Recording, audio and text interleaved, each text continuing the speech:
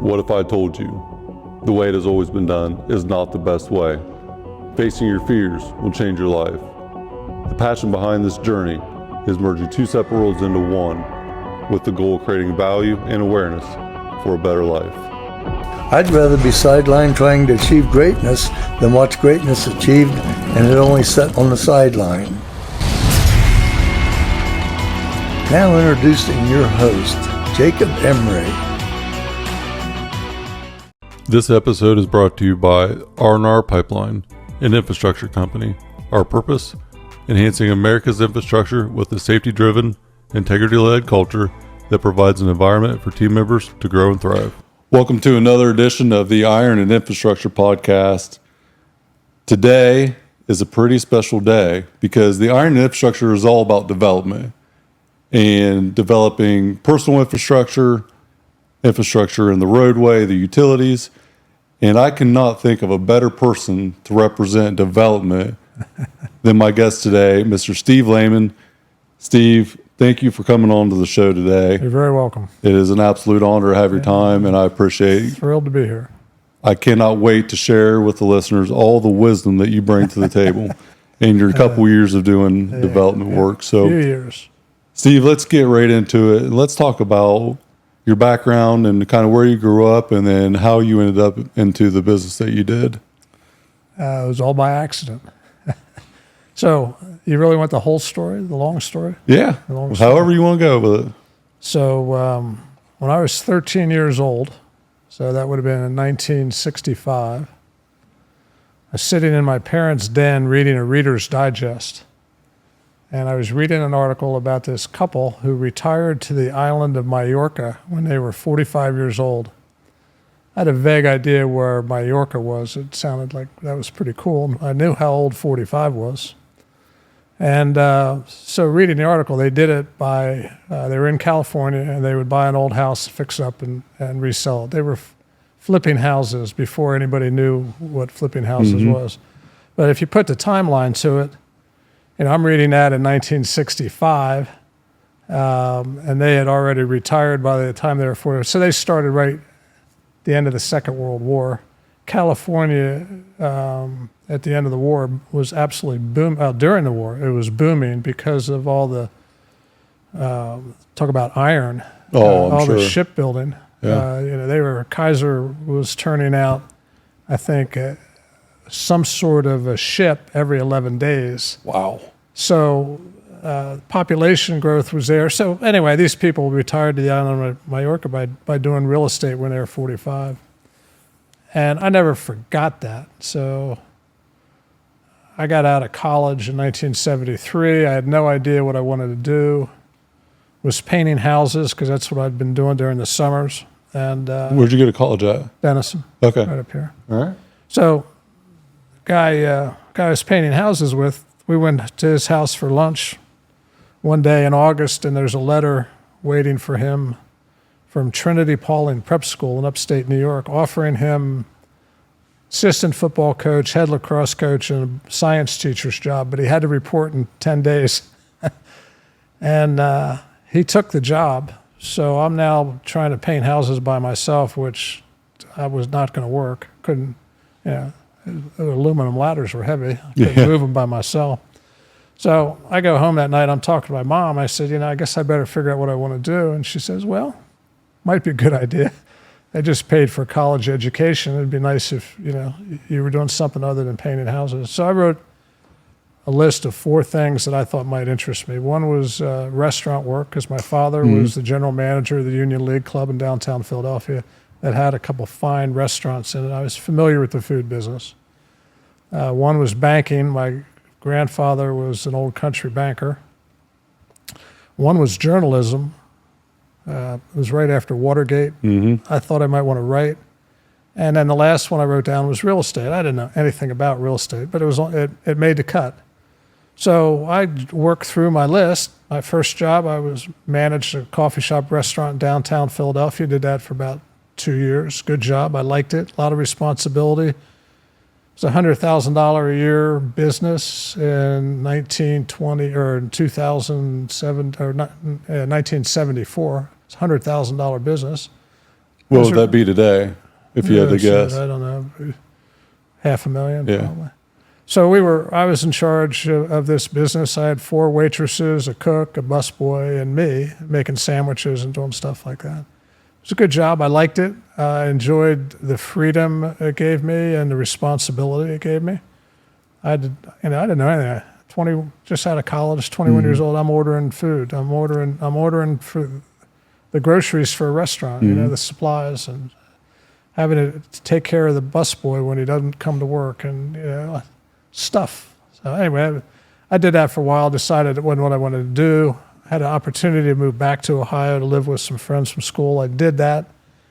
So I'm now kicking around Granville trying to figure out what's next. So I got my old list out, and the next on my list was journalism. So I went down and talked to Bill Rogers at The Advocate, who's the editor of The Advocate at the time. This is a long story. You want to hear No, it? keep going. I'm intrigued. I love it. So I walked I made an appointment to go see the editor of the Newark Advocate. I walked in to talk to Bill Rogers and explained who I was, Denison graduate. I think I want to write. I don't have any experience. You probably can't hire me as a writer, but hire me someplace in your newspaper. I'll do anything, and give me a chance to write. So I left there, went home, and thought, that was the dumbest thing you've ever done. You'll never hear from him again. And I walked in the apartment, and the phone was ringing, and I answer it, and it's a guy from the Advocate who says, "I hear you'll do anything."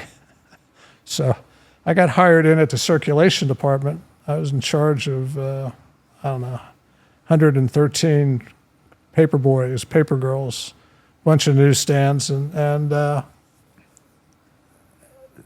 true to their word, they gave me the opportunity to write, and I did write an article, and I got a byline, and I got major ego points. But I figured out that if they were not going to put a gun to my head and make me write, I wasn't going to write. Yeah. So I thought, well, you don't want to write as bad as you think you do.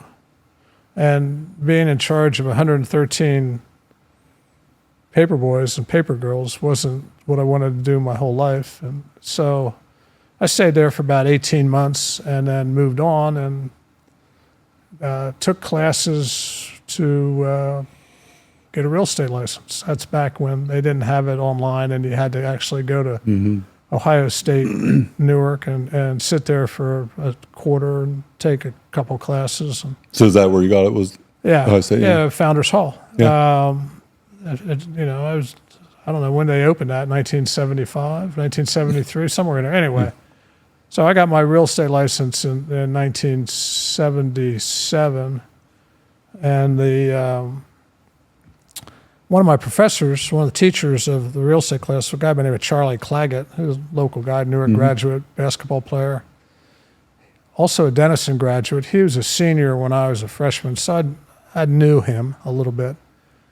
And so he's teaching the Principles and Practice course. He works for County Savings. He's a banker, a lender. And I knew he was up in the food chain at Lincoln County Savings and Loan, and he goes, instead of getting a real estate license, why don't you come to work for us? Let me tell you, I learned that day the distinction between an offer to interview and an offer for a job. I interpreted that as an offer for a job. It was really an offer to interview, and they ultimately didn't hire me, which was fine. I got my real estate license, and that was in August 2nd of 1977, I got my real estate license. Been doing it in various forms ever since. It's evolved over there. I started out selling houses. Remember, the reason I got the real estate license was to learn how to fix houses, to resell them so I could retire by the time I was 45. None of that happened. It's amazing how you start out with a certain plan and a certain age and time frame, and halfway there it's like, well, that was dumb. Why did I even want to do that? At least I have, Yeah. So at 45, in between that 45-year-old time frame and then back to when you really went into the real estate, would have been what, maybe 20 years? Were you in your younger 20s, early 20s when you? Well, I would have been 25 when I got my license. Yeah. About 20 years from that point. That was your 20-year goal then. Well, I didn't really, it was just an article I read in the paper. I wasn't really trying to retire when I was 40, 45. I was trying to become, I guess the overarching goal has always been to be financially independent, which I define as the ability to live from the income of your resources with cash on hand to meet all your obligations, no short-term debt, and money to be a point of philanthropy for your community. If you do all that, I think you're financially independent. Right. I think it's a worthy goal for all of us to be that way. And as you know, you've talked about, once you're financially independent, then you're time independent. Your time's yours. You do what you want. So real estate's been very good for me. I never really have fixed up a house and flipped it. I certainly never had the hammer and screwdriver skills to do that kind of work. I had to take wood shop when I was in 8th grade, and it was not pretty. I can relate to that very well. So I didn't do that, but I got there by having a career in real estate has led me to be able to become financially independent. So we talk about strategic coach often, and in coach we talk about the 4 freedoms: freedom of time, money, purpose, and relationships. So that's how I view wealth: to have enough financial means to do whatever I want, whenever I want, with the people I want, and live within my purpose, or as we call them, coach unique ability. And that's my ultimate goal. And there is for me, it isn't a exact number that needs to be met. It's more about a feeling or a lifestyle that you can obtain. And I'm not as analytical, I'm sure, as what you are. I'm becoming much more analytical, though, with understanding what that actually looks like and it not being just this ideal. But the 4 freedoms are something that when I heard that, I was like, that's the aha moment of what my, per se, retirement or next chapter would be. You've been in the development for a long time. You've seen a lot. Yeah, we started doing, I've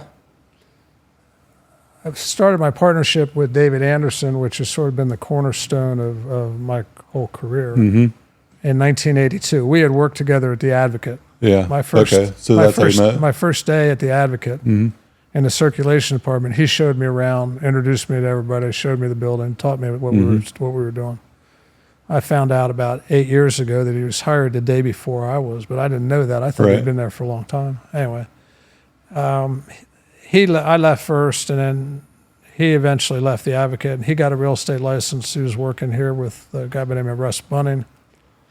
I was working with a Century 21 franchise in Granville, corner real estate. And he'd call every once in a while and say, let's do commercial real estate. And he finally wore me down. That's not fair. I was ready. He caught me when I was ready. So in May of 1982, we started Anderson Layman Company, and we're with a firm decision that we were going to be commercial real estate brokers, which means you can't sell a house. I could sell you a house, but it had to come with 100 acres. You buy the 100 acres and you get the house free. Right, yeah. But we were not going to sell houses, which made it interesting. In 1982, interest rates were 15%. Prime rate was 21%. The economy was flat on its back. Our whole purpose in life was to sell investment real estate. And I don't say it's impossible, because in any market, people have to move. People have to sell, distress. I mean, there's activity. It was just harder. Well, it wasn't hard. We didn't know any better. We scuffled around and figured it out. And one of the things we figured out was we could build houses. We could build small houses. The construction industry was flat on its back, so the prices were really reasonable. The guys just wanted to work. Profit margins were like non-existent, just cover their costs. So we did that for a couple of years. That got us through. And then Park National Bank had taken back some ground developer by the name of Joe Haynes up off of Goose Pond, and of Myrtle, Goose Pond, Colonial Colony. Park National Bank had taken back the I don't know, 50-some acres that Joe was not going to get around to developing. So we made a deal with Park where we would buy the land, and they would loan us the development money and loan us the money to buy the land because we didn't have any money. It's a familiar refrain in our career is we never had any cash. I can relate to that. So we struck a deal. We had to have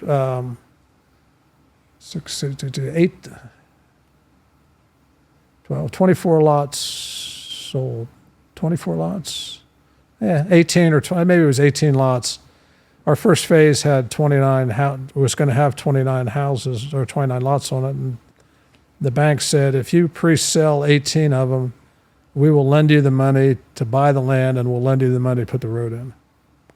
So we went to some friends, allies in the business who would recognize a bargain when one was put in front of them, and we made them a bargain.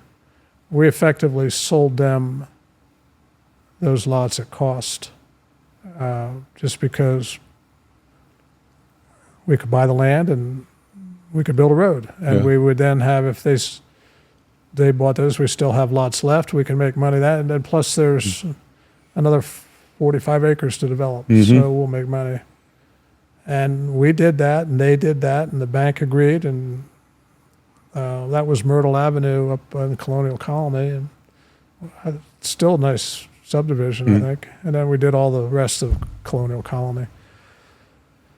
And more or less from that time on, we had a development project. And when I talk about development, we're talking about putting in road, water, sewer, stormwater, sidewalks. Not sidewalks. Let the builder put the sidewalks in. Curb, gutter, asphalt, whole thing. And then we would just sell the lots off to builders. So you would do all the preliminary work, and then the builders would come in, buy the lots? They would buy an improved lot, a finished lot, with a street in front of them. I mean, it's all done. All With they got to do street is and connect. utility access, and that would be it. They just essentially. have to tie into the sewer and water lines that we had left there. So we had from 1988 until 2004, we had a project going on every year. We were building something, or we were selling the last lots from something. And we made a classic error in judgment. I'd watched a friend, Gary McAnally, who's also a developer, developed High Point off of a corner of some country club in Sharon Valley. Yep. And he went in and put all the stuff in, all the roads in at one time, and total development build out. We were just nickel and diamond putting in, enough road for 20 houses, 20 lots, and so anyway. So I convinced David, we're up in River Oaks, up out in Heath, and we got the best land. Let's build a mile of road and we'll be done with it, and we'll sell all the lots and be done. Well, we built that in 2004, finished it up in 2005, sold about half as many lots as we needed to, and then the Great Recession Oh, hit. man. Yeah. And we sold our last, we still own 3 lots.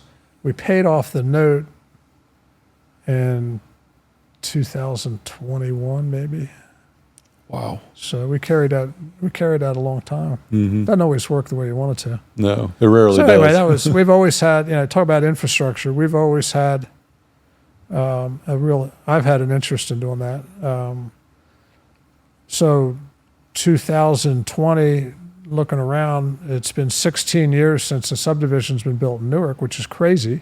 It is crazy to. And so bought some land from the Licking County Foundation up on Horns Hill, put in 113 lots at Connors Pass, and then in a project partnership with Havens, we had owned land on Cherry Valley for a long time, and couldn't figure out what to do with it, and we finally decided that we'd put houses on. So that's the Overlook subdivision, which next week we should sell the final lots and we'll be out of it. And anyway. So the Connors Pass, that area on Horns Hill, I don't remember. Is the first edition of that Wildflower and all that? Is No, that? it's the next one. It's the next So one. what is that first one called? Meadowbrook, Meadowbrook, yeah. something like that. My grandpa built a house there early 2000s, maybe. When was that? That's about right. Yeah. He was the first or second house. Jack Emery, I think I mentioned him at lunch, and he built the first or second house on that lot. And I remember helping dig the footers with an old rubber tire backhoe on the weekends.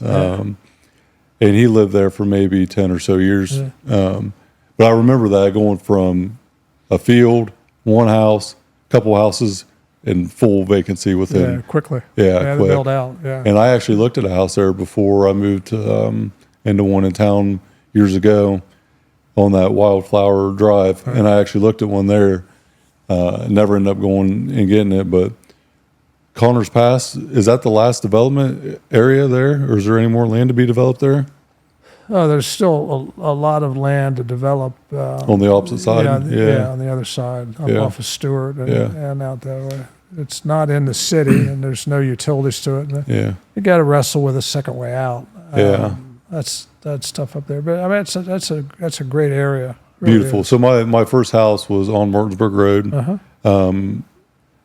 If you would go down Stewart Road, hook a right on Martinsburg from that point there, maybe half a mile down the road, and it was an old trailer up on top of the hill, right next to Nance was the guy's name. It was with Newark Catholic, but there's an old beat up trailer right down at the bottom of the driveway, and then this 2,000-foot driveway up a hill. 75 grand, 21-year-old, and it was a good investment because it was a great learning lesson. But there were some cold winters in that damn place, and heat went out a couple times, and just I have stories for days. Lessons from the trailer. That's right. I have stories for days from that. So has real estate been good to Jake? It has not been bad because of the luck of the time. Call it opportunity, call it lucky, right place, right time, whatever you want it to be. But my last house, I netted, I think, $25,000 over what I listed it for. So it ended up going pretty good there, and I doubled that investment. I hit the market just perfect in the end of 22. So right when interest rates were low, and then I locked in my house now at 3.2%, 15 years fixed. So I've been lucky. Good for you. I've been lucky, for sure. Well, you know what they say about luck, right? Preparation meets opportunity. Yes. Oh, there's also luck. The harder I practice, the more work I put into it, the luckier I get. And call it what you want, but luck is created, in my opinion, for sure. So the harder you work, the more opportunity you get in general, and luck comes along with that, I think. Well, I think it's, in many ways, I think the universe conspires in our favor, but we often don't recognize it. I agree. And part of being lucky is recognizing when the universe decides to conspire in your favor. You know, it's funny you say that. Sometimes we want things so bad and we really force that issue and force it, and it doesn't happen. And then we wonder why. And then later we figure out, man, I'm so glad that didn't happen. Right. Yeah. And so that's, I want to segue to how we met. And a moment in time for me when I actually started to learn about patience. So my life motto is persistent patience. I'm persistent in my pursuit. I'm an absolute relentless, in pursuit all the time. But now I'm patient with the result. And I'm patient with the result because of Jim Havens. So we were on the journey to buy our pipeline. We had a bank in place. Everything was going great. The bank calls and drops us. Unannounced, just point blank, we're done. We had a letter of guarantee. Things were going very well. And we're sitting in our conference, too well, yeah. We're sitting in our conference room at the shop, and I'm ready to knock somebody out. And of all people, Jim Havens starts smiling and laughing, and he says, man, isn't this fun? And I'll tell you what, Steve, I wanted to hit that old man hard. But he gave me a gift that day. Because that gift was the ability to be present in that moment and embrace it. And so in a matter of 2 to 3 minutes, I went from wanting to beat up my old man, who was my attorney also. So, all these thoughts were going through my head. But I slowed down. I took a minute and thought, man, I will never be in this moment again. Because I'm all in. I have nothing left to give. We're all in. We've been beat up so many times throughout this deal. And no matter what happens, I will never feel this way again. I will never have this exact moment. And I forget the old story, but, a man goes and takes a drink of water from a spring and then comes back another day and does the same thing, but it's not the same man. It's not the same spring. That's right. And so I learned patience that day, though, because we were set to close December 31st of 2018. Had we closed then, our business journey would have started off a lot different.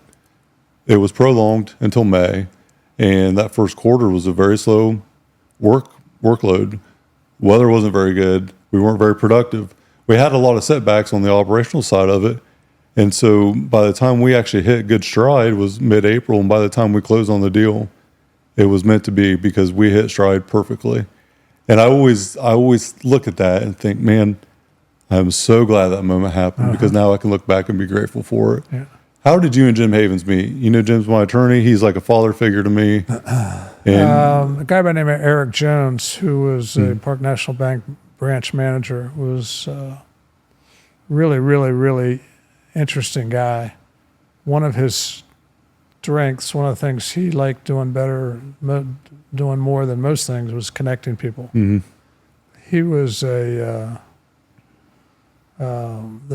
spider in the center of the web, and just making, roping this person. You need to meet this person. You need to meet him, and bringing these people together. He excelled at that. And he introduced me to Jim Havens.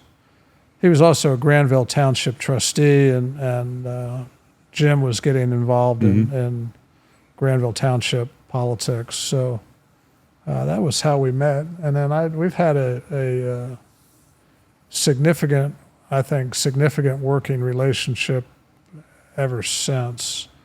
Partners together in a couple ventures, which will all work out, but patience has been the byword.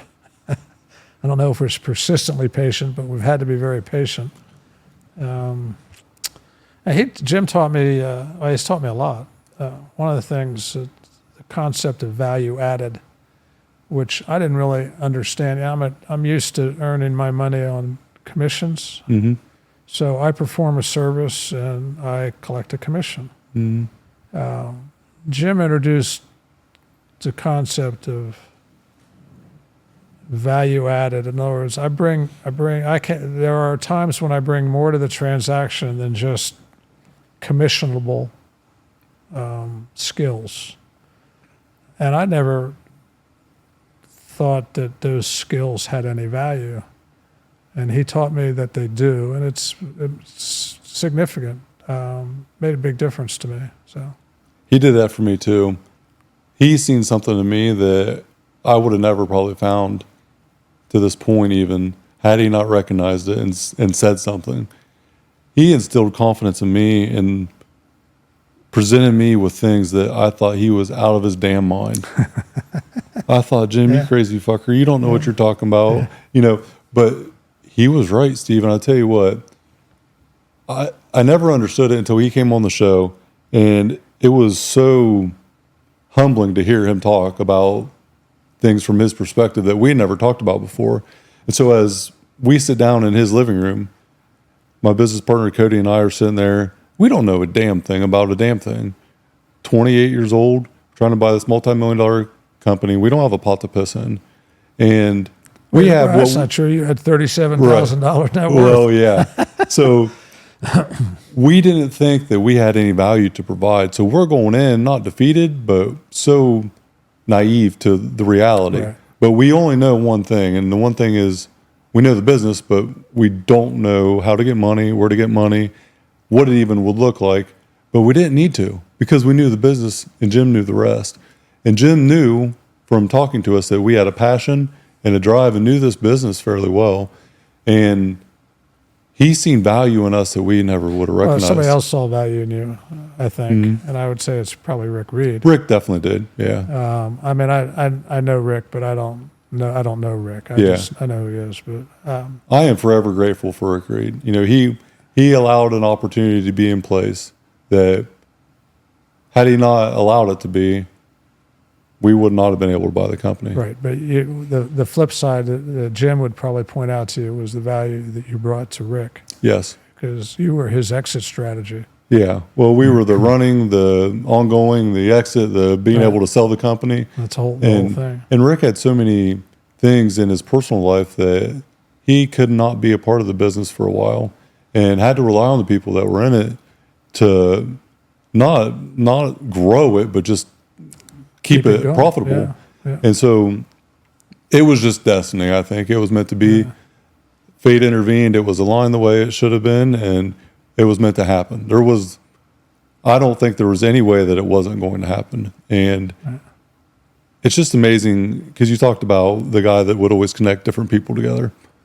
And I've always had the lack of brain capacity, or the lack of caring about opinions, to introduce myself to people, and to be curious and interested. And whether it be at an event where the main speaker is someone that I want to go talk to, I want to shake the most intelligent, or the reason that I'm at this event, the person, I want to shake their hand and thank them, but see if I can pick their brain. And that's how I met Jim. I met Jim from an introduction from Adam Lewin, who's the CEO of Hamilton Parker. And I just was at an event for the Big Brothers Big Sisters. Adam was the speaker. My father-in-law works for him. And I just went up and shook his hand, and I bugged the shit out of him for a couple months. And then he gave me 20 minutes of his time one day, and it changed my life. And I don't know that I can ever repay him for that, but you talk about value added. Jim seen something in me, seen something in you, and we don't recognize it. And it's very difficult sometimes to recognize our own value, because if you're humble, you don't want to seem like you're an arrogant person.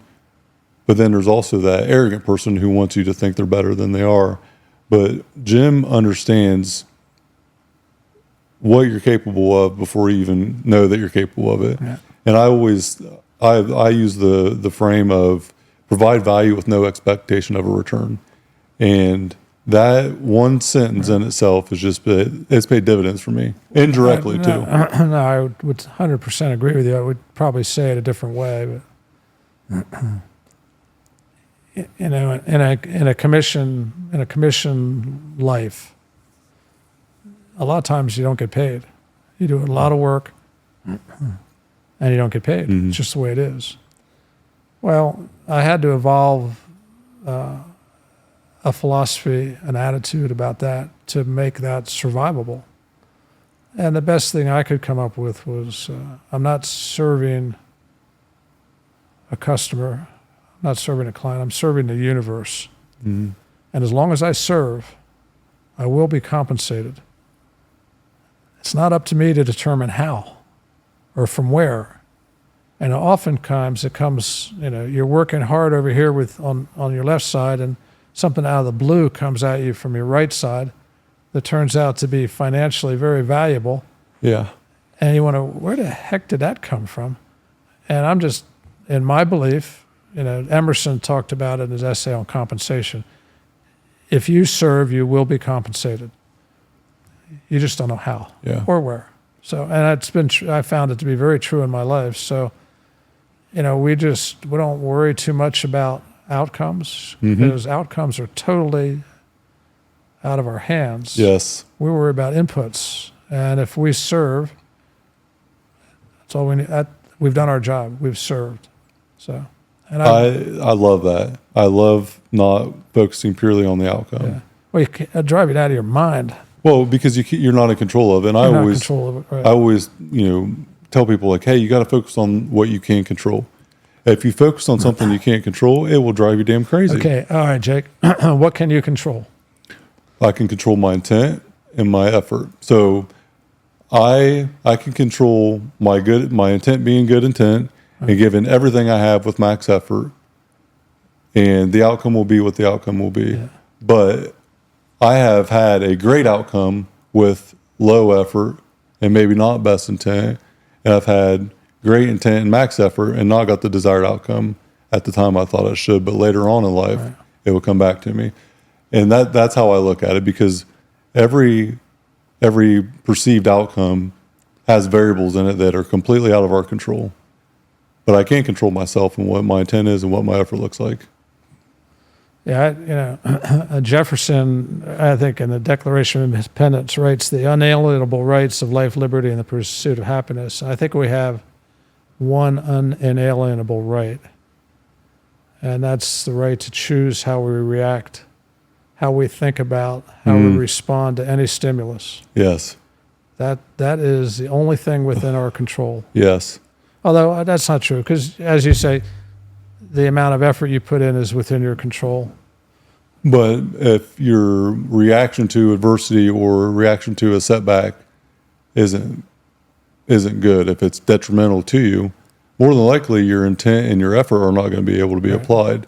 Right. I talk about fear a lot, and overcoming fear and how powerful it can be when you do overcome it.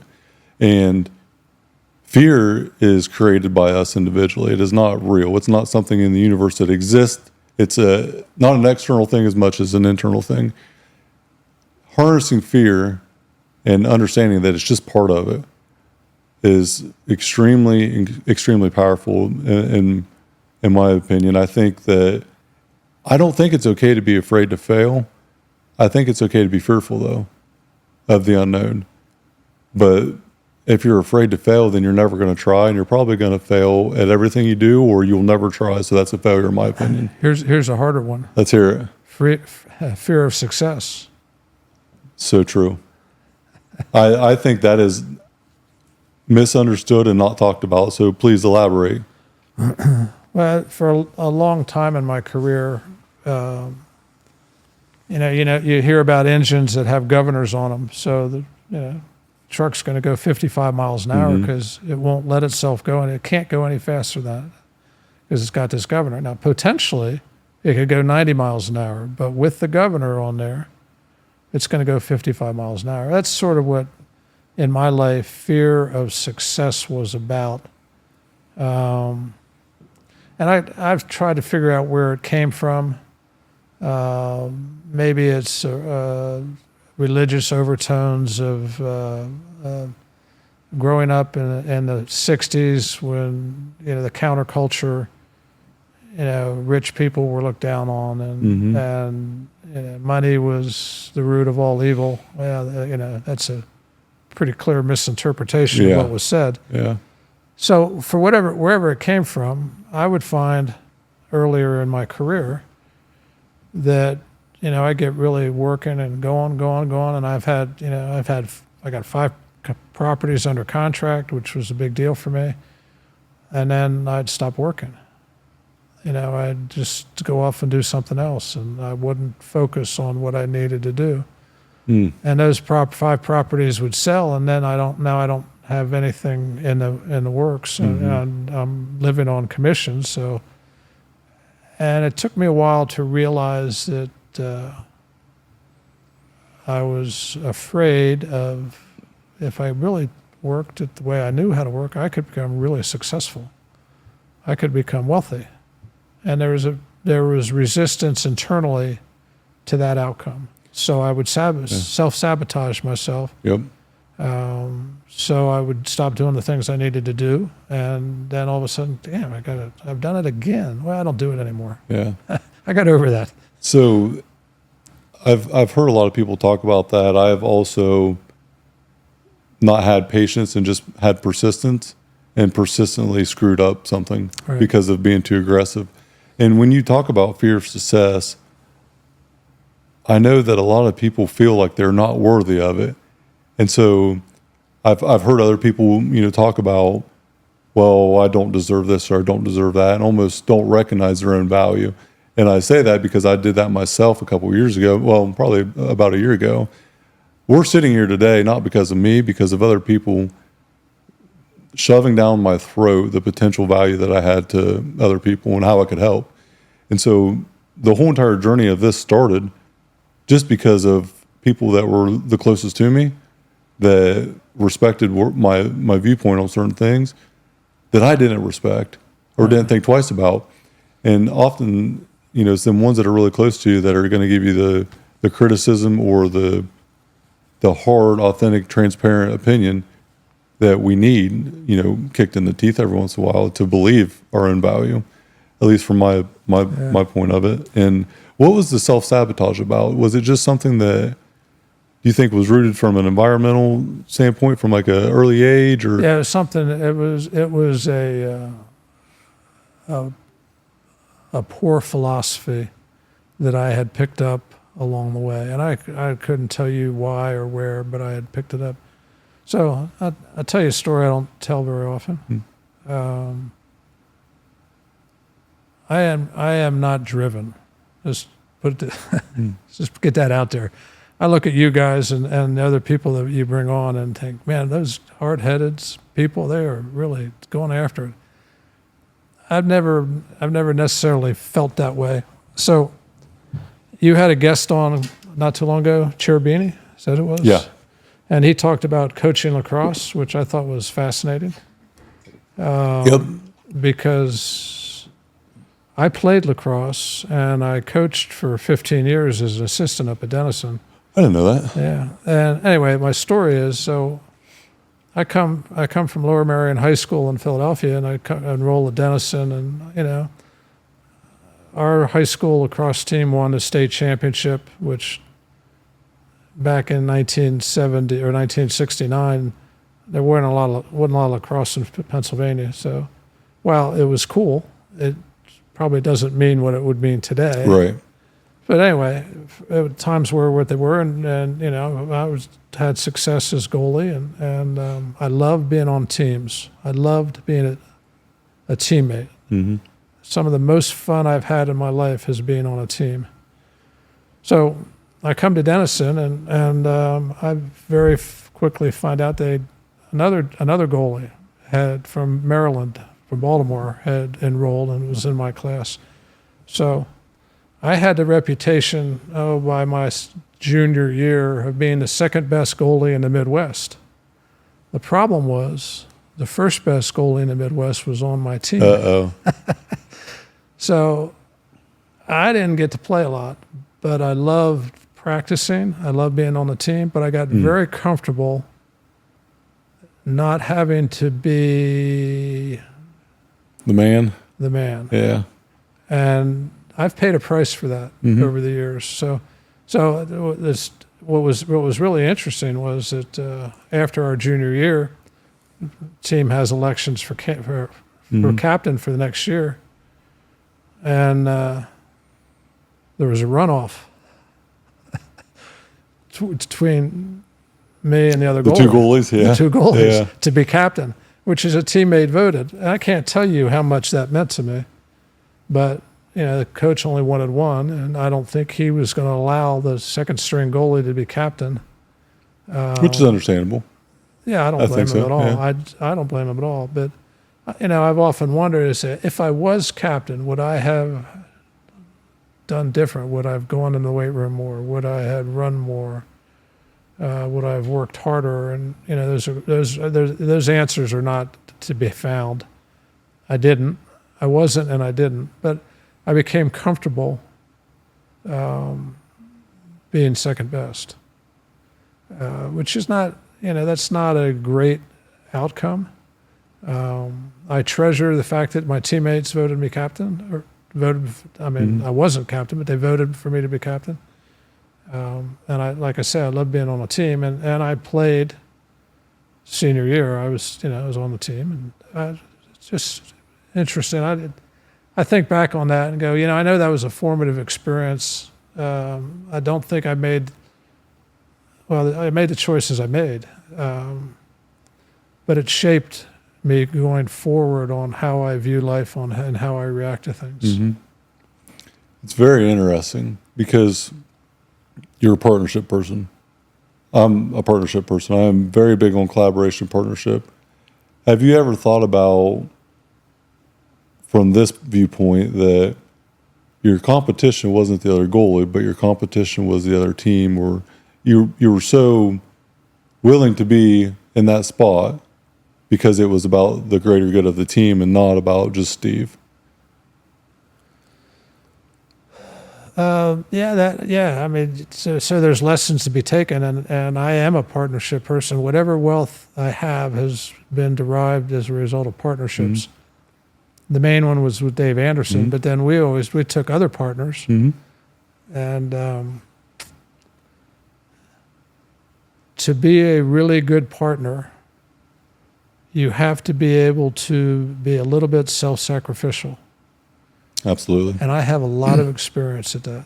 And I don't recommend it. I mean, I really, there's a balance there. A little bit, sometimes probably okay. I probably overdid it from time, but it made me a good partner. Yeah. Well, there has to be equal value added to the partnership. So if it's only one side providing all the value, the other side's just taking and not providing. Well, different, maybe equal, maybe not. Yeah. Sometimes that scale is hard to balance. I would say equal Everybody's got to bring intent. something else. Yeah. So I'm in 2 partnerships with Havens, and one, he's done all the work. And the other, I did all the work. It's a balance. Right. Well, and it was probably addressed up front based on skill set or time or whatever the season was. Yeah. And I think the partnership component is very unique, especially today. I want to take a quick commercial break, and then we're going to come right back to the partnership component because I think there's something very, very unique there. This episode is brought to you by Max Effort Muscle. For all your supplement needs, go to maxeffortmuscle.com. Back from commercial break, and I want to go right back into partnership. How do you know if you're a partnership person? What makes it known? Because I know for me, I am. And I always use the quote, if you want to go fast, go alone. If you want to go far, go together. And that was the driving force for me. What's it been for you? I never really thought about it. The initial partnership, I mean, you hear a lot of people will tell you, you shouldn't be partners, that they're a mess, they're dangerous, and you don't want to get involved with somebody else. There is a lot of truth to that, too. There is some truth to that. But we've already discussed, my affinity for a team. And teammates and the interaction making, bringing joy, I think, watching 2 people, 3 people work together for a common goal, accomplishing something.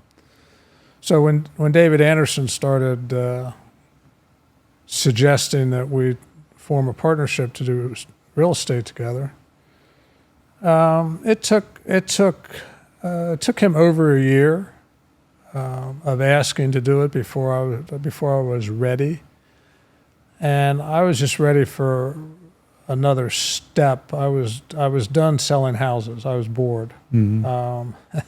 It's a beautiful day in May. I'm showing this young couple a house on Elm Street in Granville for the 4th time, and the house is empty, and I take them and open the door for them and say, go on in, make yourself at home. I'll be out here if you need me. Now, I don't advise this as a technique in real estate sales.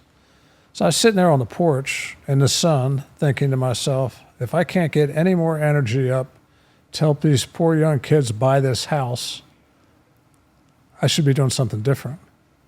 So I went home that night and called David and said, I'm ready. And that was the foundation of my real estate career, and whatever wealth I have was that partnership. And Dave and I brought different things to the table, but neither one of us had any money. But we didn't let it bother us because we knew there were people with money, and we had things to offer to them where we could help their money do more for them than they could do effectively. So they added a value to us, which was cash, and we added value to them, which was some investment savvy and real estate skills, and it worked out really well for all. Jake, I was probably been in 5 different partnerships over our career. Wow. Have unraveled most of them, but I just got into a new one with Gerard Layton and Park Shea and Brandon Hess. We're forming a partnership right now to do a development deal. I could have done it without them, but I didn't want to.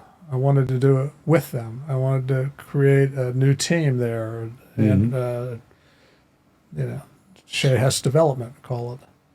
So I don't know if I've answered your question or not. You did. I love it because you know where you're really good at. You're willing to admit where you're not good at or what you don't want to do, and you're going to bring in pieces that complement your strengths. Right. With your weakness is probably the people's strengths that come on your team. There's nothing wrong with it. At the end of the day, it's a very lonely road to be an entrepreneur anyways, but if you're always doing it by yourself, no one is ever going to be as invested in a business as the ownership group. And so whenever taking on any type of pursuit, if you're doing it by yourself, no one is going to give a damn nearly as much as you. And that's hard. Right. It's really hard. And just from what little bit I know, my few years of being in business, it's a lot easier when someone else has the same mentality and sense of urgency to get this thing done, whatever it may be. And it's hard to keep yourself accountable, discipline yourself. When there's no one else there to check you every once in a while, it's really difficult to continue to do the thing and then to avoid the self-sabotage. For me, it just, me and Cody, he moved back from Washington after 4 years in the Army. He came back one day and we started talking. I'm like, dude, I think we can buy this company. I could have tried to do it on my own, but I knew what I was going to be giving up and sacrificing to do that. And I knew that my chances of being successful in life were a lot less likely if I went by myself.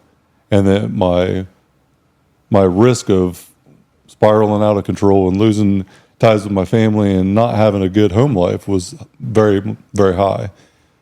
So there has to be an understanding of, okay, I'm signing up for this partnership, but I'm doing it for this desired outcome. It doesn't always work. Sometimes it does, sometimes it doesn't. But it's very cut and dry, I think, for people to know that I am a partnership person or I'm not. Right. Some people can't fathom working with somebody else. I've seen both. There's a long time ago, I learned what I consider wisdom of not trying to fix your weaknesses, but to build on your strengths. Absolutely. And you paper over your weaknesses by somebody else. Delegate. By bringing somebody else on to do those things, to bring to the table those things that, could I do it? Yeah, I'm not very good at it.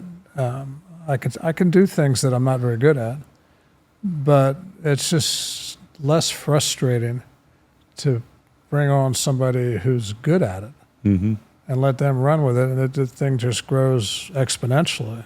So you got to delegate when you want to elevate, and so there's a point in time, at least from what I've seen, that you just got to do more, and you got to get better by doing more, and you got to continue to do more every minute of the day, every second of the day, until you can't do any more and you can't get any better. And then you bring on other people, and then the game changes, and then you got to continue that cycle. Or as you were talking about with your last podcast with Corey Gregory, I've done everything I can do. I've done the best I can do, and then you let it go. You just sort of and that's when the universe takes over. Surrender it to the universe. I've done everything I can do. Now it's up to the universe. If you want it to happen, it'll happen.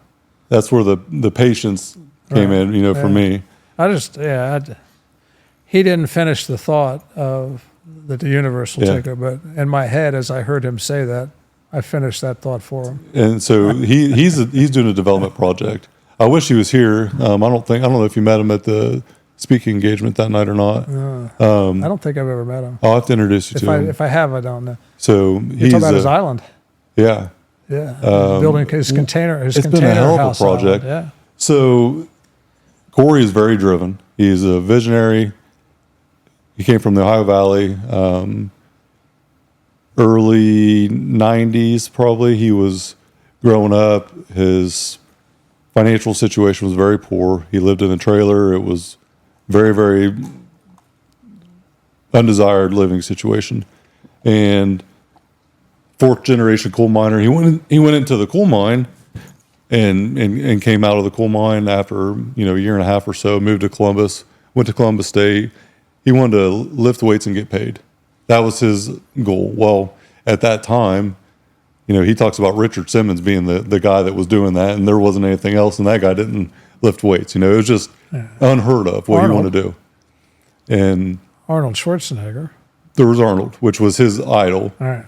Growing up. So he bought a small gym, and just throughout his career, he's got paid lifting weights, following his passion, and never apologized for it, and created change generationally. And I actually met him when I was 17, and my personal trainer was friends with him at the time, introduced us, and I went to sell vitamins for him at 17 years old. Took my life savings out, basically pissed it down my pants, and didn't sell a damn thing. But it was an introduction, and now, he was a mentor of mine, probably my first true mentor. He asked me a question one day, Steve. He said, "What the hell are you doing with your life?" I was 20 years old. I was laid off, and I was at the gym. So this is the old school gym out here, and it was in Etna, the old airplane hangar on 40, red building. I don't know, right by 40 and 310. And so that's where the gym used to be at. And I'm sitting out there one day, and he's like, "What the hell are you doing with your life?" And Steve, it was one of the most eye-opening questions looking back, because I couldn't answer the damn question. I could not answer the question because I wasn't doing a damn thing with my life. And so that was kind of the beginning of our friendship, partnership, business mentor, business partners now. But that kind of started it. And then it just continued to evolve. And R&R Pipeline, in that journey, he was there by my side the whole time. Max Effort Muscle, I'm a shareholder of the supplement company here. And Max Effort Muscle and R&R Pipeline make a baby, and that's the Iron Infrastructure LLC, because it took them two companies and my fear and adversity and setbacks in life and mixed it all together into this. And that day, talk about the island, the development, it's a Thursday morning, I'll never forget it. He comes in, he starts talking about a country singer, Dustin Lynch, and he's like, "Yeah, Dustin Lynch messaged me on Twitter or something and talk about my programming. I don't even know who this guy is." And it was not uncommon for him to do that, where like Jake Owen, country singer, got a hold of him one day, and Corey calls him. He's like, "Do you know who this guy is?" I'm like, yeah. I don't live in a box, but he never listened to country. And anyways, Thursday morning, we're sitting there. He's telling me that, and then he's like, "I'm going to go look at an island. I might buy a raw island that's never been touched." And I thought, okay, well, that's interesting. He's like, "The only thing is getting the utilities in." And right at that moment, I'm sitting there looking at him, and I'm like, "You understand what I do for a living?" And he really didn't, though. And he's like, "Yeah, I got this quote to directional bore utilities in." I was like, "Gee, I got it, dude. That's nothing. We do that all the time." I seen the footage on the quote, the conduit that was going in. I was like, "Yeah, I got it." Well, hold my beer, Mr. Layman, because it was not quite that easy of a project between the layout of the land, we'll say that. We got it done, though, and it went seamless, but it was such an interesting project and still is ongoing. If you want to go out there sometime, we can talk about it off air. I'd love to take you out there. Yeah, I'd love to. So just a crazy, wild, visionary person that just wills his way to a certain point, but he knows, too, that he also can sabotage by pushing any harder. Yeah. There has to be a breaking point. And that brings up just where I want to go, the art of the deal. The art of the deal. I think somebody wrote a book with that name. I think so, right? Yeah. Jim Havens taught me the art of the deal. And I will never forget the roller coaster of 407 days is what it took from the day we told Rick we wanted to buy R&R to the day we closed. 407-day roller coaster that was the best learning lesson of my entire life. There were so many obstacles, so many challenges, things in the way. I am forever grateful for every setback of that deal. And understanding how to navigate the art of the deal sometimes is incredible to watch someone, I'm sure like yourself, and I'll speak on behalf of Jim Avens, watching him navigate through that and not getting emotional, not getting irrational, taking the punches as they come. I'm sure that you have had a lot of similar circumstances with the art of the deal, and probably good and bad outcomes. But how have you progressed in your thinking with the art of the deal and the process of it over the years? Because I'm sure that as you gain experience via age, you get more patient with it. But how has that changed for you over the years? Well, patience has always been my strong suit. I've told a couple people lately they need to learn how to use time as a tool. They were in too much of a hurry to do something. They're too quick to respond. And, a lot of people will tell you, I was listening to L to K podcast with Kyle and Luke today, and they were talking about if somebody doesn't respond in 5 minutes, they're going to call somebody else. Well, okay, let them. That's fine. I'm not going to respond in 5 minutes. I'll respond when I'm ready to respond, and not before. And it's going to fit my timeline because I'm patient. And if something goes away, it wasn't meant to happen. Exactly. I love that. I try not to force anything. No. Jake, I can't tell you when I started to think that maybe I had some ability to put deals together. But part of it is I got to be able to see it before it. I got to be able to see it. The vision I think the vision comes first. I can see it. Mm-hmm. Now, it can what it is can change, and that's okay. And more likely will change, right? But I can see I can see value. I can see where I can bring value, and I can see it may not be easy, but they just start down the path and identify the problems. Yeah, one of the hard things is Donald Rumsfeld talked about the known unknowns and the unknown unknowns. You got to work on the unknowns. Mm-hmm. What are the problems? What problem am I solving? Right. Well, what am I going to be confronted with that needs to be overcome? Mm-hmm. What permissions do I need? Mm-hmm. What incentives? What's the package look like? What's it got to be? At the end of the day, whatever we're doing has to be profitable for somebody. I mean, there's got to be a reason that someone wants to do this. And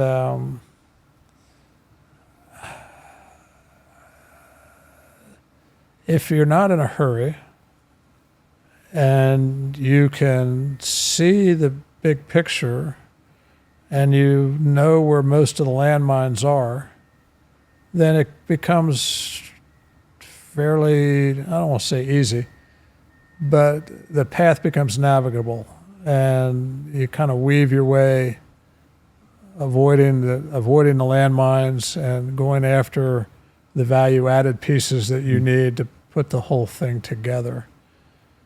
And there's a creativity that I find enjoyable where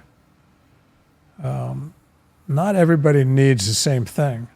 And sometimes the creativity is in figuring out that the person who is temporarily putting up a roadblock doesn't want the same thing that you want, has different needs. And if I can figure out, how to resolve his needs or her needs, then the roadblock will melt away. Go away, yeah. And I don't have to bludgeon it, because I'm not going to bludgeon it. Mm-hmm. I'm not going to force anything. It's either going to flow and work, or we'll move on to do something else. I don't know if I've answered your question. You did. You nailed it right at the end. Move on to something else. Mm-hmm. There's the buyer and there's the seller. And when you are desperate for the thing to go through, you're more likely to force it.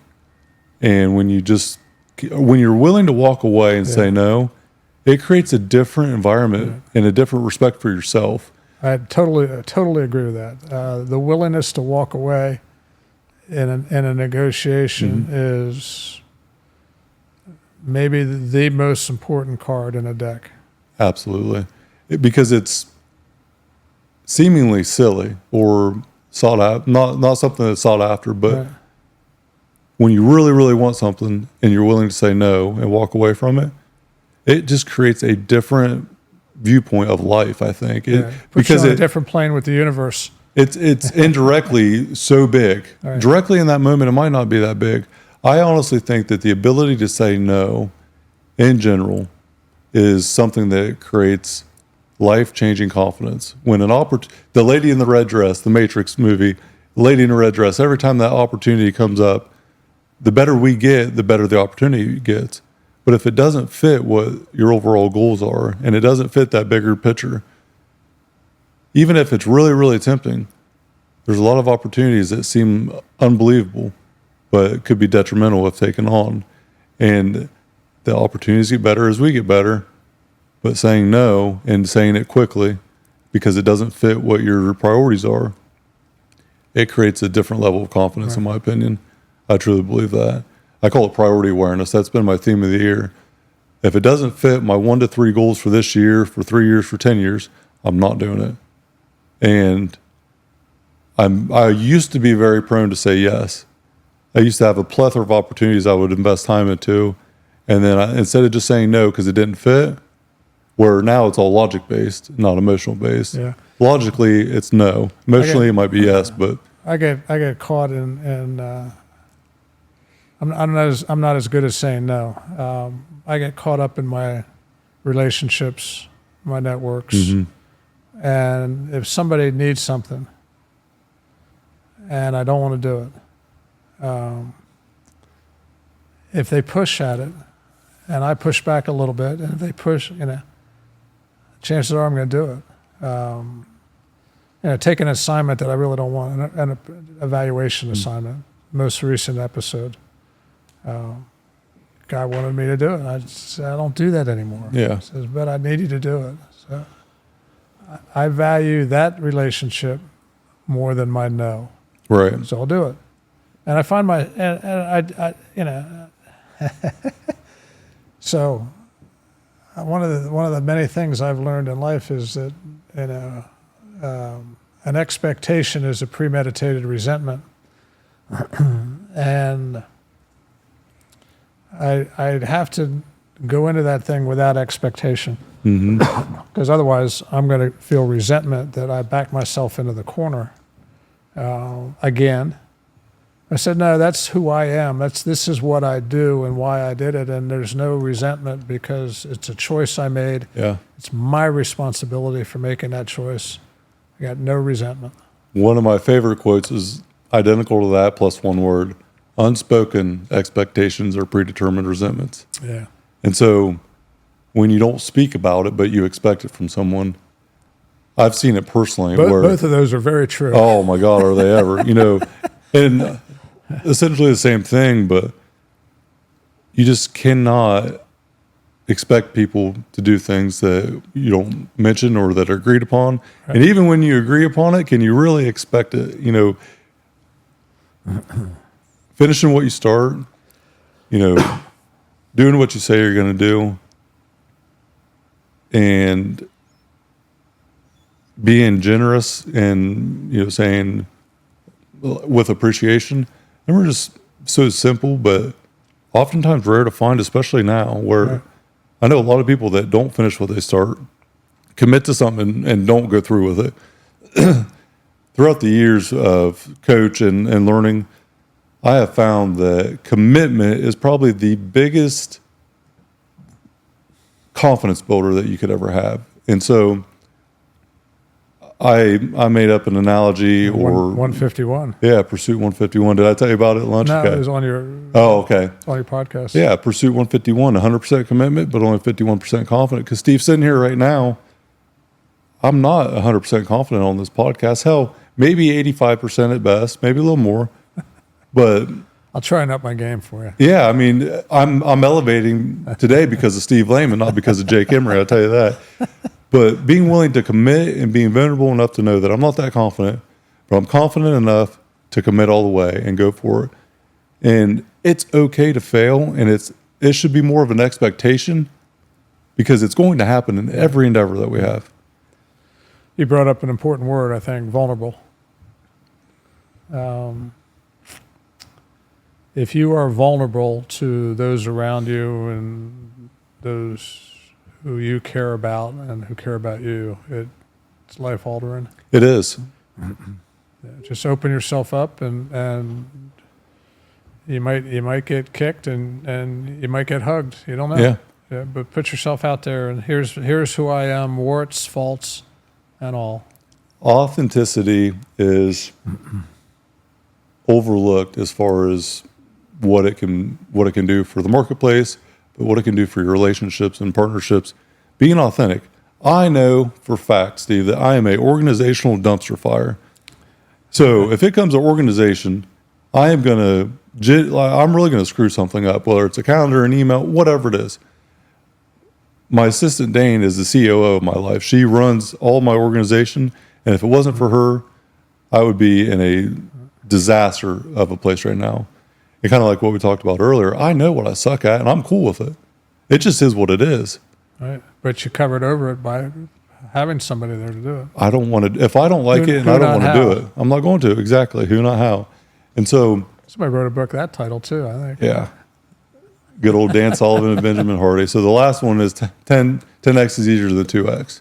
And if you haven't read it, I will bring them to you next time I see it because I got them at the house. Amazing books. Phenomenal. Dan Sullivan's teachings are absolutely second to none. Yeah. So I want to go right to that. Personal development. What has it done for you? Because for me, it is the ultimate driver of my day-to-day, my evolution. And the reason I'm probably sitting here is purely because of that in some capacity, whether it be personal development to me is also your network. It's the people, your mentorship, not just the books you read or the information you gather from literature, but a book has power. But how many books have Jim Havens read and then mentored you, mentored me? Personal development is a variety of things. So what does it mean to Steve Layman? It's a journey. I've been on it for a long time. Probably never get off of it. It evolves. It started out trying to figure out what I wanted. And my line's, what do you want to do when you grow up? I've been known to ask that a time or two, and I ask it of myself. And I'm a little bit older, but I still ask, what do I want to do when I grow up? You still got some growing up to do, right? I still got some growing up to do. Yeah. I can't tell you the first. I mean, I've been interested in my whole life. I can remember introspectiveness, in grade school. Why did I do that? Why did I react that way? Well, I don't want to do that. I don't want to be that.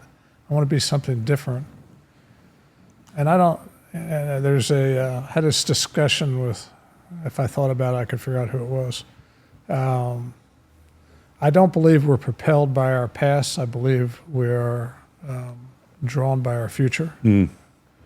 That our future is pulling us. And for some reason, my future involves personal evolution, I think. I mean, I just feel that way. My first big mentor was probably Jim Rohn. His bedrock was his personal philosophy. Develop a personal philosophy.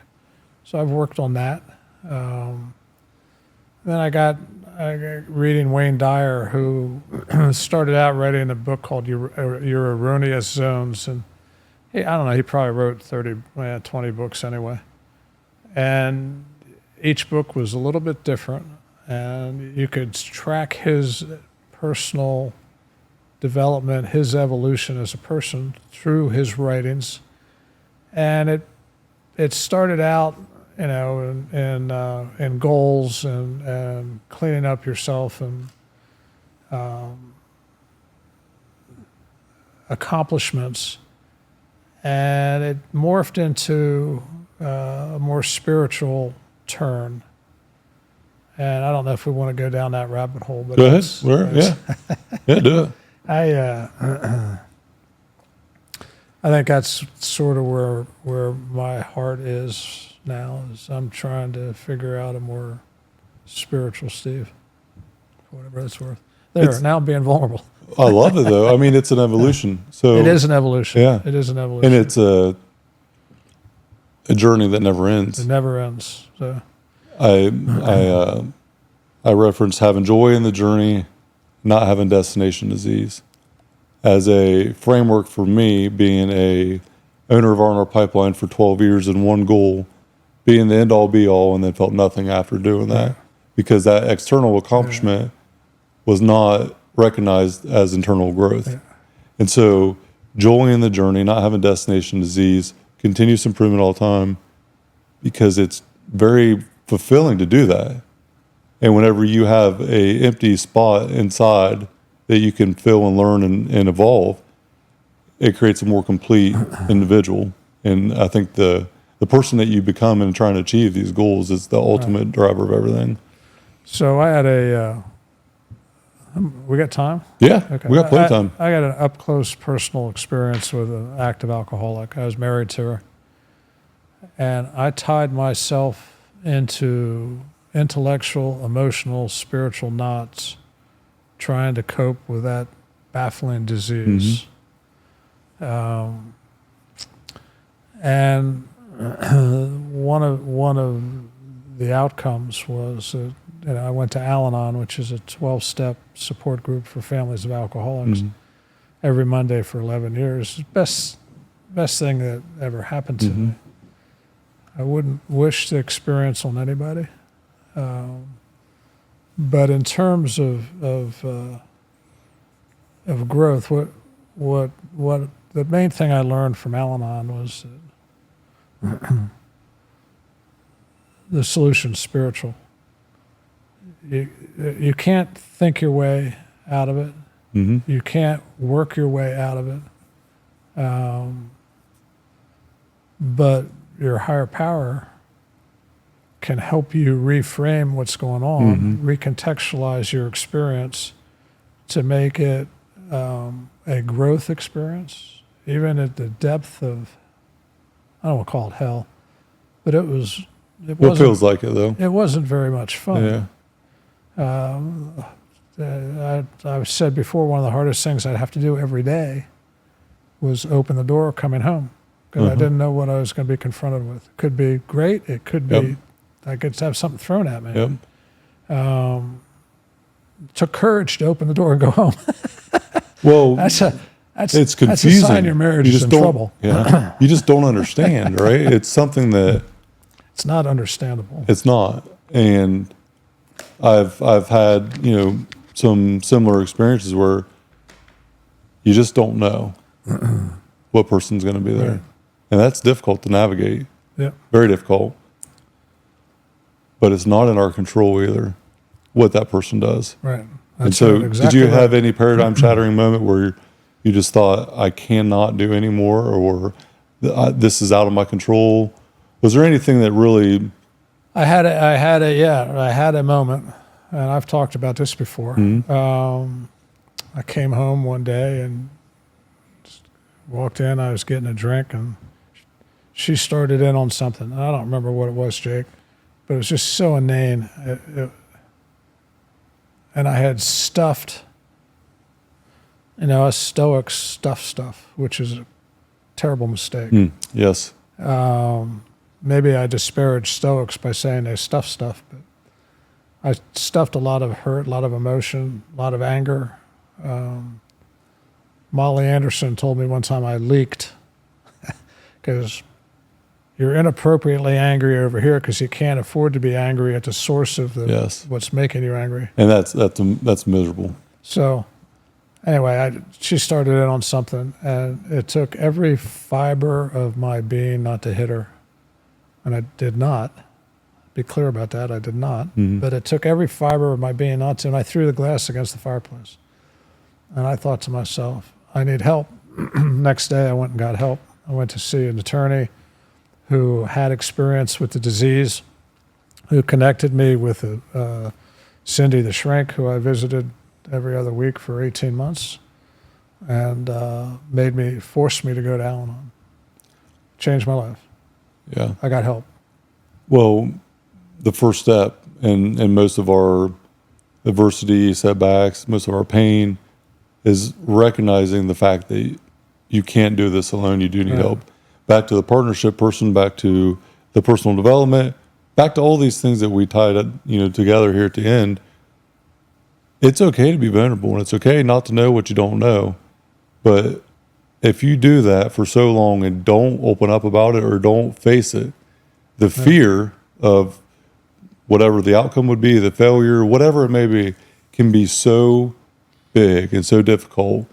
And when I think about fear, it's miles long. And from a visual component, it looks miles long.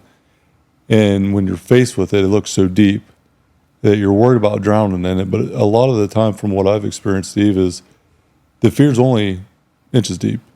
And when you take that first step into that journey, it creates such a relief that I'm not going to drown. Right. It might be messy. I'm going to get wet, whatever, but I'm not going to drown because it's only inches deep. And then how long it is starts to shrink a little bit.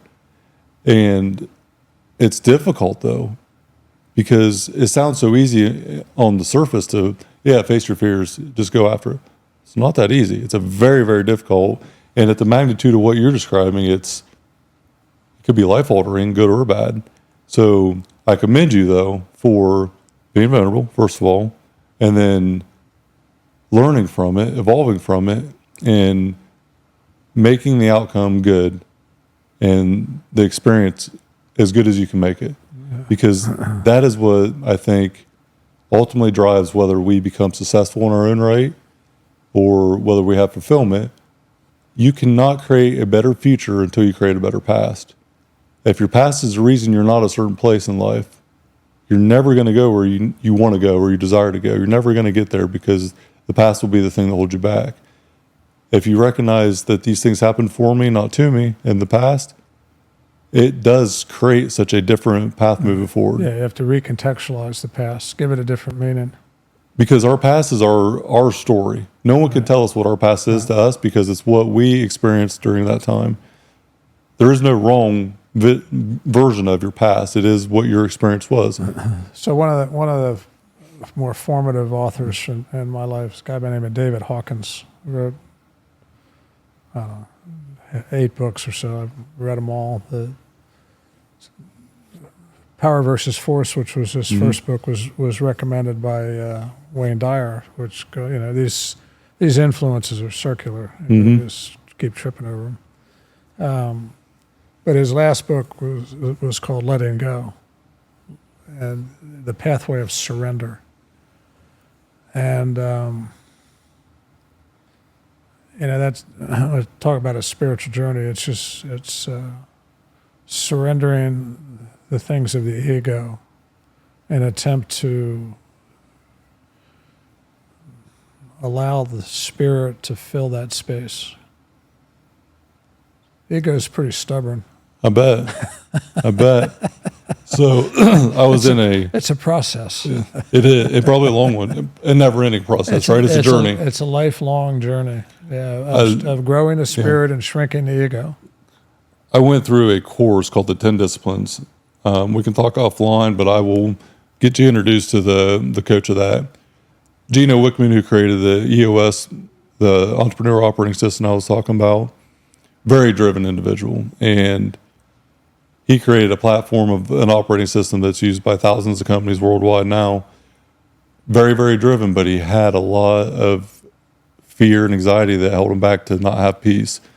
The 10 Disciplines is a 10-week workshop, 10 different disciplines to be driven and have peace, essentially, is what the framework of it is. And a lot of it is about recognizing who you are. So know thyself is one of the disciplines.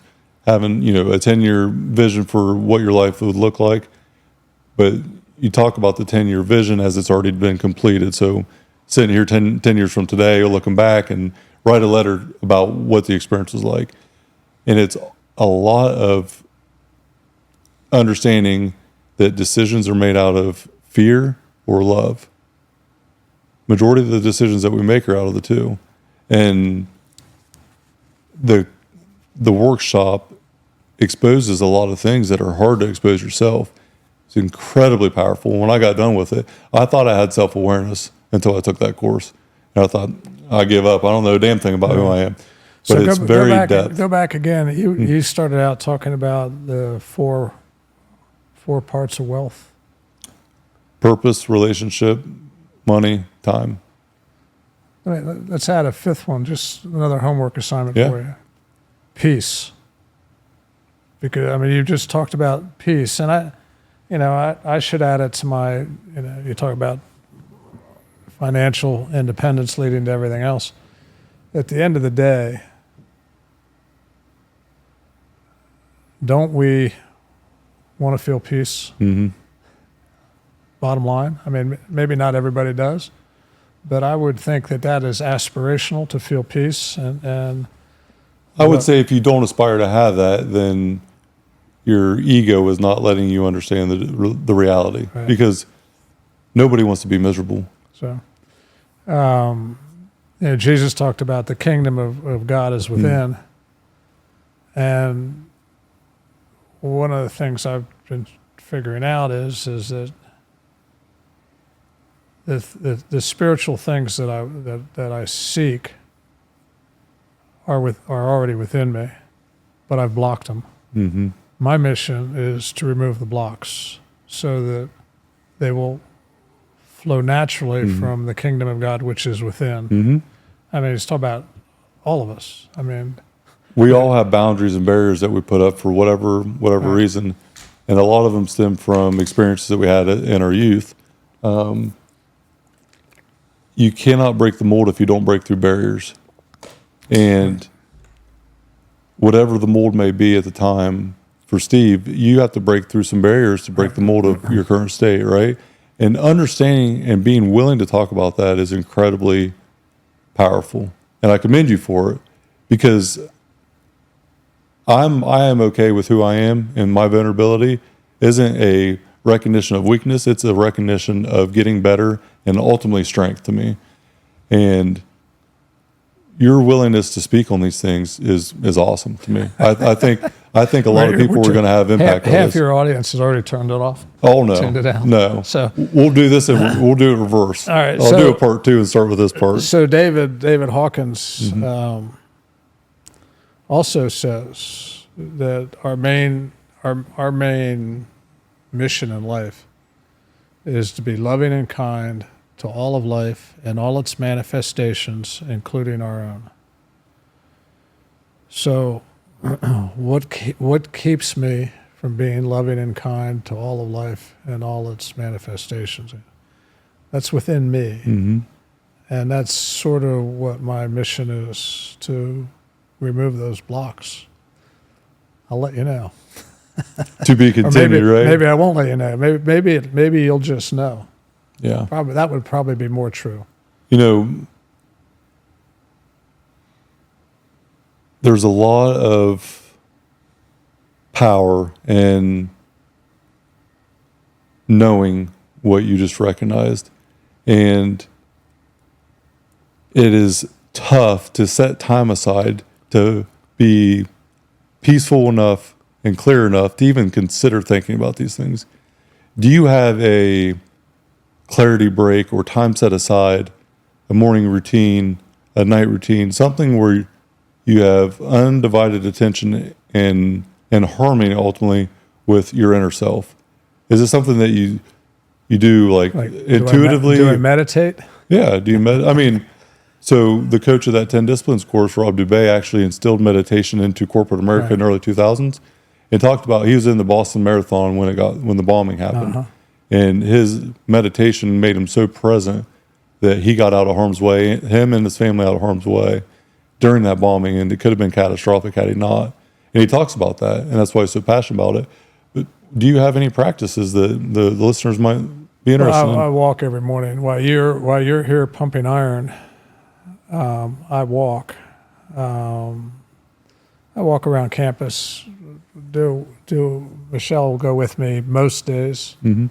I've been doing it for years, and that's sort of a time to touch base with my home.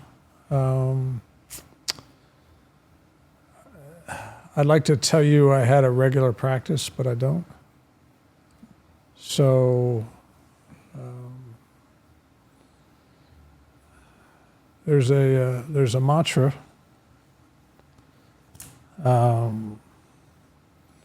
that I say frequently during the day, and it's I'm sorry, please forgive me, thank you, I love you. And it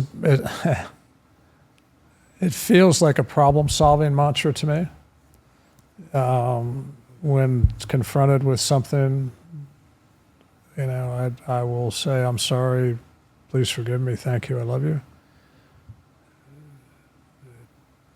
To the situation, sort of, to the person, sort of, but to the universe is really the target. Mm-hmm.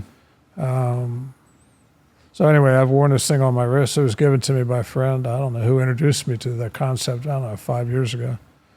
And I've worn this on my wrist ever since. It doesn't say the whole thing. It just says, thank you, I love you. But that would be the sum of my practice right now, I think. That is your routine. Yeah. I don't, I wear this, and I don't look at it as often as I should. I hate to you shouldn't should on yourself. I would like to do it more. I would like to remove the blocks within me that keep me from doing it more. How's that? Well, I would say time everything all together for the whole entire theme of the show, back to development. As you get better in developing yourself, you probably don't need that reminder as often. So you probably become better at facing the things. Right. And although they may be bigger things later on, you don't have to face them as frequently because you faced so much in your past. Just a thought, but everything that we've talked about today revolves around development, from infrastructure in the universe to infrastructure internally. Steve, this has been awesome. This has been an amazing show. I cannot thank you enough for bringing your wisdom, bringing your insight about development, about infrastructure. And I hope that you enjoyed it enough to come back, because I'm going to be persistent and impatient, bringing your ass back on the show eventually and talking more about this, because I think it's been incredibly insightful. Don't invite me if you don't want me to come. Oh, I'm going to invite you, and you don't have an option whether to come or not. No, I'll come. I'll come. I think the next time that we do this, though, we need to get Mr. Havens in here too, and let's all round table together. I think it would be an absolute. You might have to do it in Canada. I don't know. I don't know if I can go up to Canada for that. We'll wait till September. His old ass will be back here anyways when it gets cold. Steve Layman, Iron Infrastructure Podcast. I cannot thank you enough. Appreciate your time today. It's been an absolute privilege. You're welcome. Thank you, Steve. We're out.